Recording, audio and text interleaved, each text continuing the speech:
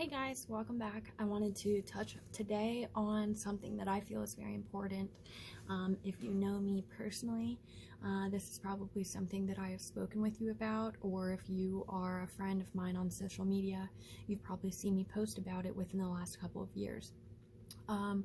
When you speak with people, you are projecting thoughts, actions, feelings, emotions onto them. When you have thoughts, you are still projecting those feelings, those emotions, and those energies. So it is so important to be aware of what you are saying, thinking, and feeling at all times so that you can be in control of your thoughts and your own self. One big factor in this that played a huge role for me was the word hate. Like you know, its counterpart, love, is a very palpable object. You can see love, you can feel love, you can express love. There are so many different ways that love can be shown. It's definitely not just a word, so to say, oh my gosh, I love that, I'm so in love with this person, or I really love doing this thing. You're deepening your connection to that person, that setting, that action that you were doing. So if you think about love in those terms, and hate is its counterpart, if you will, hate is a very palpable object as well.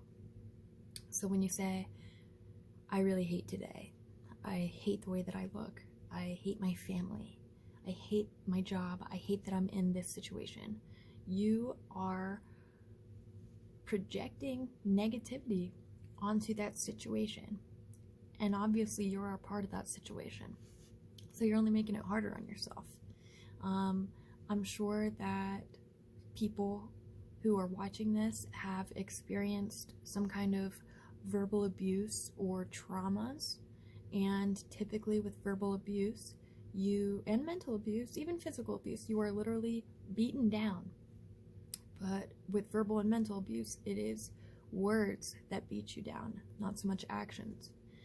I have watched people, including myself in life, who completely have diminished themselves and their spirit, and they have become a shell of who they're supposed to be because of what the word hate has done to them. And so if you just try to rewire your brain and say, okay, maybe I don't hate my job, I just really was frustrated by what happened here. Or I don't hate my family, I just don't like that they're not willing to see that I have different views from them. Or I don't hate the way that I look, I just really wish that I was in better shape. It makes you more accountable for what you're saying and for your feelings. It makes you take a step back and really think on how you feel. Like, okay, well, I obviously don't hate this thing, I'm just frustrated right now. So now you're finding ways to healthily express yourself, and you're finding better adjectives to express yourself.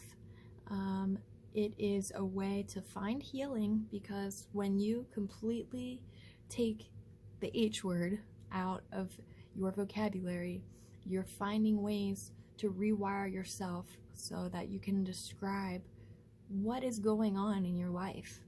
And I use the word love constantly because I feel that that is something that does need put out there constantly.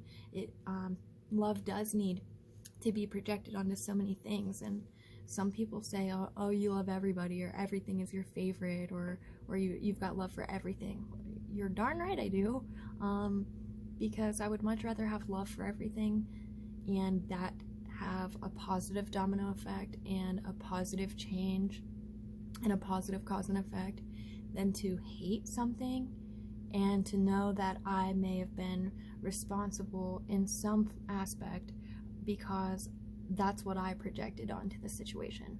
So some great food for thought.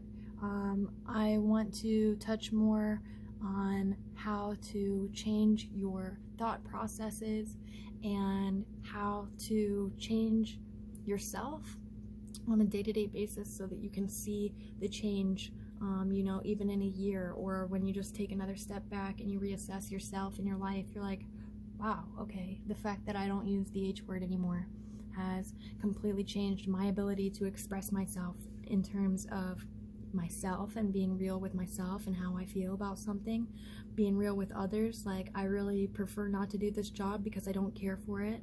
And it also makes me much more appealing when you start to change your vocabulary and you don't use the word hate anymore. You start to see how many people do use it, and the people that do use it, how often they do. And I would absolutely say that this correlates directly with their happiness. And I'm not speaking badly about other people. I'm talking about what you can do for yourself to take back control of your life and your happiness.